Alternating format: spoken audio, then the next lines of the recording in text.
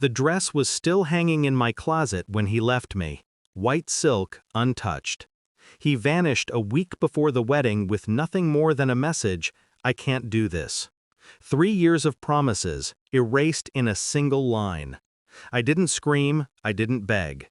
I folded the phone shut, sat on the floor, and stared at my reflection in the black screen. Something inside me went silent that day.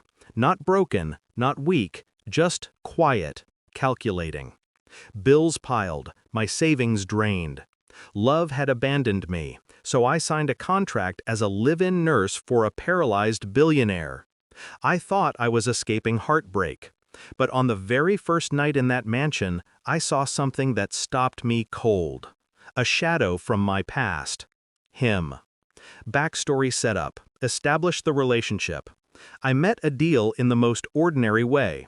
Coffee spilled on a white shirt, laughter shared, numbers exchanged. He was warm, charming, someone who made empty rooms feel alive. He held my hand through late-night exams, whispered promises about a house with blue curtains, children with my eyes. He made me believe in permanence. So when he dropped to one knee, I said yes before he even opened the ring box. Back then, I thought betrayal came with warning signs. Raised voices, distance, a cold touch. But love blinds you. And when he left, I realized every promise had been smoke. Discovery of betrayal. I pieced it together later. The late-night calls he always dismissed. The sudden trips. The credit card bills with women's names. The truth didn't reveal itself like a knife. It bled in slowly, staining everything I thought was real. Then came the photo. A friend sent it. Adil, at a hotel. His lips on someone else's neck. The caption read, "Thought you should know." I didn't cry. I just saved the image, stared at it, and let silence swallow me whole. That was the moment grief died and strategy was born. Shift in mindset, strategic planning begins. I didn't confront him. I didn't throw the ring in his face. That would have given him power, made me the desperate one. Instead, I withdrew. Quietly, patiently. I learned his patterns, his weaknesses, his greed. The fiancé who had once promised me forever was nothing more than a gambler in love with debt. He needed connections, money, status. And he thought abandoning me would free him from responsibility. He had no idea I was already tracing the edges of his downfall. So when the job offer came, to care for a paralyzed billionaire named Saif, I took it. Not because I needed healing, but because fate had finally handed me a weapon. Execution of the plan. Saif was everything Adil wasn't. Brilliant, ruthless, and silent. His accident had left him in a chair, but his mind was sharp. On my first night, I froze when I saw Adil in his house, standing beside Saif's sister, not as a stranger, as her fiancé. The man who abandoned me had traded me for wealth. I said nothing.